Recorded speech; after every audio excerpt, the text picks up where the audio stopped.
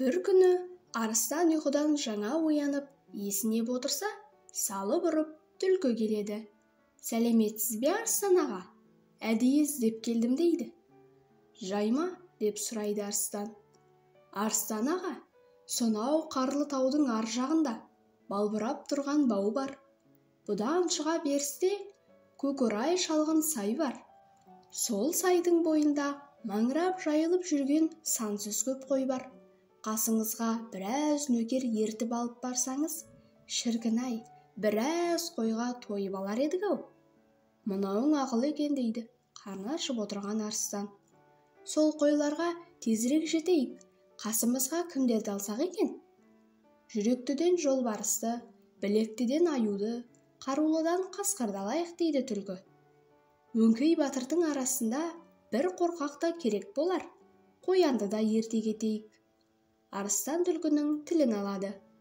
Сөйтіп, арыстан, жолбарыс, аю, қасқыр, түлкі, қоян жолдас болып сапарға шығыпты. Кешке қарай орманның ашықтау бір алаңқайына жетіп түнемекші болады. Арыстан қанталаған көзімен серіктерін бір шолды да: «Ай, қарнымыз ашты ғой, не жейміз?» деп ақырады. Сонда түлкі арыстанның алдына келіп, қол қусырып тұрып былай дейді: «Арыстан біздің ағамыз, ағамызға кім тисін? Аю біздің жолым би, жолым биге кім тисін? Қасқыр біздің қабан би, қабан биге кім тисін?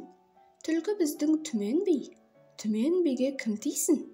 Қоян біздің қойымыз, қойымызды сойыңыз» дейді. Қарындары ашып отырған аңдар қоянды тарба бас салады. Ол күні қоянды бөліп жеп, бармен базар десіп жатады да, ертеңіне тағы да жол жүреді. Күнімен дем алмастан жүріп, кешке қарай қонаға бір сайдың басына келіп тоқтайды. Арыстан түлкіге қарай бұрылып: «Ай, қарнымыз ашты, не жейміз?» дейді. Түлкі қол қусырып тұра қалып, тағы да былай дейді: «Арыстан біздің ағамыз, ағамызға кім тисін? Жолбарыс біздің жолым би, жолым биге кім тисін? Қасқыр біздің қабан би, қабан биге кім тисін? Түлкі біздің түмен би, түмен биге кім тисін?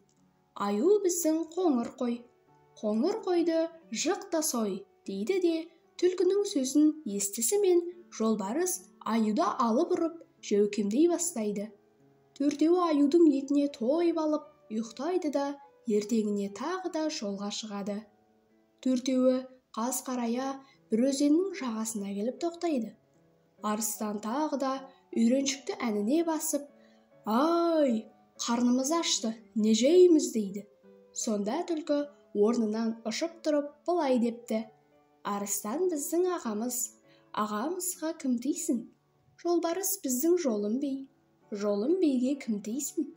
Түлкі біздің түмен би, түмен биге кім тисін?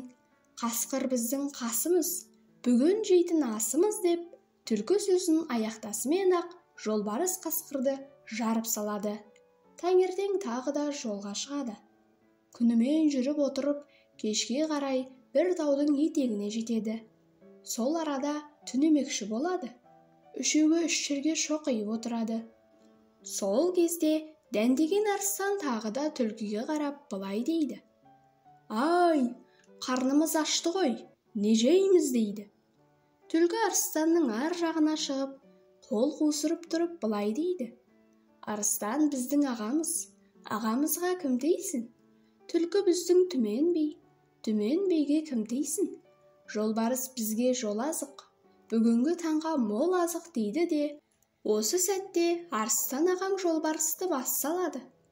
Жолбарыс тыпырлауын қойған кезде түлкі де келіп терісін сыпырысуға кіріседі. Екеуі жолбарысты жеп болып ұйықтай қалады. Таңертең екі дос арып ашып таудың басына өрмелеп шығады. Арыстан солықтап шаршап тұрса, түлкі бір биік шыңның басына келіп: «Арыстан аға, тезірек бері келіңіз» деп шақырады. «Не боп қалды?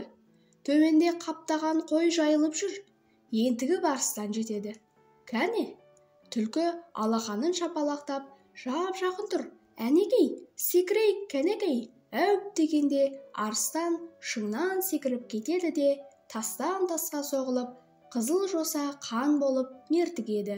Мұны көрген түлкі: арыстан аға, дос едік қой, өлімтігіңді қарға құзғынға жем қылмайын деп арыстанның терісін сыпыра бастайды. Осылайша түлкі арыстан досының да етін жеп, терісін сыпырып еліне қайтады.